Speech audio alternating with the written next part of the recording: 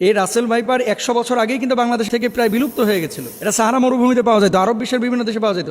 বাংলাদেশে কিভাবে আসলো এই সাপটা? সাপে কামড়াইলে বাংলাদেশে আমরা কিছু ভুল বা কুসংস্কার কাজ করে থাকি। আর কিছু সাপ আছে, আপনি জানেন কিনা, সারা পৃথিবীতে যত ধরনের সাপ আছে 80% সাপ যাদের বিষ নাই, মানুষকে কামড়াইলে মানুষের শারীরিক কোনো ক্ষতি হয় না।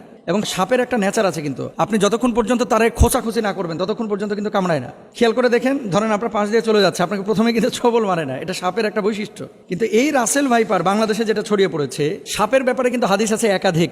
এবং এক্ষেত্রে আব্দুল্লাহ ইবনে ওমর রাদিয়াল্লাহু তাআলা আনহু, তিনি সাপ দেখলেই কিন্তু দৌড়ান দিতেন এবং মারতেন। আপনি বলবেন যে হুজুর কেন তিনি মারতেন? নবীজি সাল্লাল্লাহু আলাইহি ওয়াসাল্লাম এক প্রকার সাপের ব্যাপারে খুব সতর্ক করেছিলেন সাহাবীদেরকে। কোন সাপ? দেখেন, নবীজি সাল্লাল্লাহু আলাইহি ওয়াসাল্লাম সেই সাপের ব্যাপারে, আনা আয়েশা রাদিয়াল্লাহু তাআলা আনহা ক্বালাত, আমরা রাসূলুল্লাহ সাল্লাল্লাহু আলাইহি ওয়াসাল্লাম বিকতলি জিত্তুফিয়াতাইনে ফাইন্নাহু ইয়ালতামিসুল বাসার ওয়া ইউসিবুল হাবাল। আয়েশা রাদিয়াল্লাহু তাআলা আনহা থেকে বর্ণিত, তিনি বলেন রাসূল আকরাম সাল্লাল্লাহু আলাইহি ওয়াসাল্লাম পিঠে দুটি সাদা রেখা বিশিষ্ট বিষধর সাপ মেরে ফেলার নির্দেশ দিয়েছেন, কারণ তার দৃষ্টিশক্তি কেড়ে নেয় এবং গর্ভস্থ সন্তানের উপরে বিরূপ প্রতিক্রিয়া সৃষ্টি করে। গর্ভে যে সন্তান থাকে, এরকম কোনো মাকে যদি এই সাদা রেখা বিশিষ্ট সাপ দংশন করে, তাহলে সেই সন্তানের উপরে ইফেক্ট করে, মায়ের উপরে ইফেক্ট করে। এটা নবীজি নিজে বলেছেন। কোথায় আছে হাদিসটি? এই হাদিসটি আম্মাজান আয়েশা সিদ্দিকা রাদিয়াল্লাহু তাআলা আনহা থেকে বর্ণিত। আরেকটি হাদিস, ওয়াকালাল আবতারু ওয়াদুত্তুফ ইয়াতাইনে, নবীজি কি বলছেন?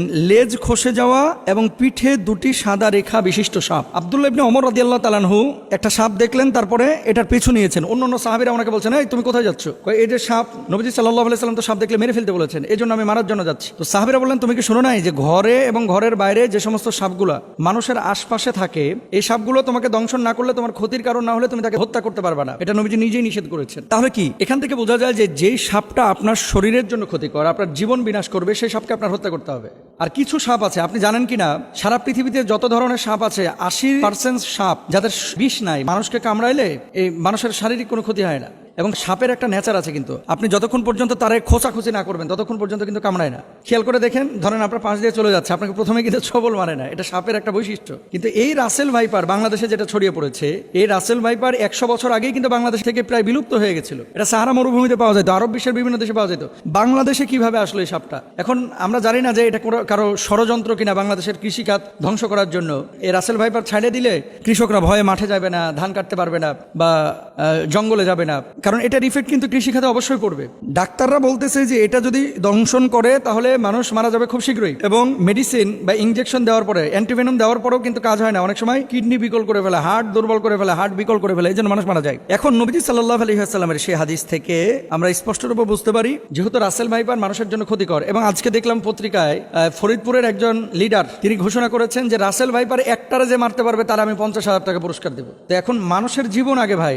প্রাণী, এই সাপ, পোকামাকড় যারা দংশন করে, এগুলো পরিবেশের ভারসাম্য অবশ্যই রক্ষা করে, কিন্তু মানুষের জীবনের জন্য যদি ক্ষতির কারণ হয়ে দাঁড়ায়, নবীজির ভাষ্য অনুসারে সেটাকে হত্যা করতে হবে। এবং ইভেন কুকুর, রাস্তায় যে সমস্ত কুকুর ঘোরাফেরা করে আপনার কোনো ক্ষতি করে না, তাদেরকে হত্যার কথা বলা হয় নাই। কিন্তু এমন কুকুর যদি থাকে যে কুকুর দেখলেই আপনার পেছন থেকে ধাওয়া করে, বাচ্চাদেরকে কামড়ে দেয়, এই কুকুরগুলোকে হত্যা করতে বলা হয়েছে। সুতরাং রাসেল ভাইপারের যে বিষয়টা, এটা হাদিস থেকে আমরা যেটা বুঝি, নবীজি সাল্লাল্লাহু আলাইহি ওয়াসাল্লাম বলেছেন ক্ষতিকারক যদি হয়ে থাকে তাহলে সেখানে তাকে হত্যা করা যাবে। এবার আসেন, সারা বাংলাদেশে প্রায় 70% জেলায় রাসেল ভাইপার ঢুকে গেছে। এখন সাপে কামড়াইলে বাংলাদেশে আমরা কিছু ভুল বা কুসংস্কার কাজ করে থাকি, যেগুলো আসলে চিকিৎসা বিজ্ঞানের আলোকেও অথেন্টিক না এবং কোরআন হাদিসের আলোকেও অথেন্টিক না। মনে রাখতে হবে, যখন কোনো বিষয় আপনার শারীরিকভাবে কোনো ক্ষতি করছে, প্রথমত আপনাকে কারণটা বের করতে হবে যে কি কারণে এটা হলো। সাপে কামড়াইছে, সাপে কামড়ানোর পরে এই বিষটা কিন্তু আপনার শরীরের মধ্যে ঢুকতেছে। এখন আপনি শরীরের মধ্যে বিষ ঢুকেছে, ওই জায়গাটা না বেঁধে আপনি নিয়ে গেলেন ওঝার কাছে। ওঝা কি করতেছে? ওই তদবির করতে করতে করতে করতে, আগে যেমন বাংলা সিনেমায় দেখা যাইতো, ওই যে বিন বাজাইতেছে আর কাইটা যেই সাপটা দংশন করছে এ আবার উড়িয়ে চলে যেতেছে একেবারে। হ্যাঁ, আসার পরে ওখানে মনে করেন মুখটা দিয়ে আবার মনে করেন বিষ বাইর করে ফেলে। এগুলো মিথ্যা কথা ভাই, এগুলো কোনো ভিত্তি নাই। তবে হ্যাঁ, নবীজি সাল্লাল্লাহু আলাইহি ওয়াসাল্লামের সাহাবীরা একটা কাজ করেছিলেন, সূরা ফাতিহা পড়ে ওই জায়গাটায় থুথু লাগিয়েছিলেন, তারপরে ওটা বের হয়ে গেছিল। এর মানে এই না যে থুথু লাগাইলেই সাপের বিষ বাইরে হয়ে যাবে। কামড়াইছে রাসেল ভাইপার, আর আপনি নামাজ পড়েন না, রোজা করেন না, থুথু লাগাই দিতেছেন, থুতুকে ওখানে কপ ফেললেও কিন্তু বিষ বাইর হবে না। এগুলো খেয়াল রাখতে হবে। তাহলে আপনার করণীয় কি? আপনাকে যাইতে হবে ডাক্তারের কাছে। আপনি ডাক্তারের কাছে যান, যাওয়ার পরে আপনি চিকিৎসা নেবেন। আর ওঝা, তারপরে বিন বাজানো, এই সমস্ত জিনিসগুলো অথেন্টিক যেহেতু না, যে জায়গাটায় অথেন্টিক বা কারো কাছে এমন কোনো মেডিসিন থাকলে আপনি সেই জায়গাটায় চিকিৎসা নিতে পারেন। আবার আমাকে ভুল বুঝেন না, ঝাড়ফুঁক ইসলামে কিন্তু জায়েজ, কিন্তু কবিরাজির নামে এই যে বিন বাজাইতে বাজাইতে সাপকে দৌড়ায় নিয়ে আসা, আচ্ছা ভাই সাপ এখানে কামড়ানোর পর কি বসে থাকে?